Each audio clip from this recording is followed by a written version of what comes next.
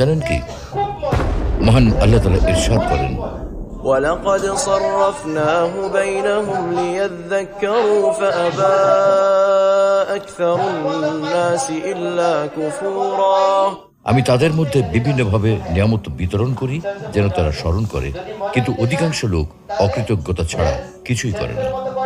আসসালামু আলাইকুম ওয়া রাহমাতুল্লাহ। প্রিয় দর্শক, আজকে আমরা খুবই জীবন ঘনিষ্ঠ একটা বিষয় নিয়ে আলোচনা করতে চাই।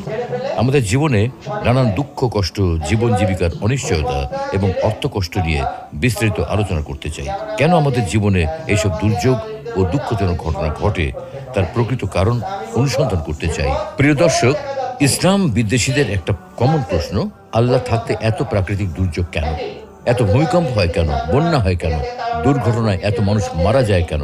স্রষ্টা যদি থেকেই থাকেন, তবে তিনি কেন মানুষকে এত দুঃখ কষ্ট ও বিপদ দেন? স্রষ্টা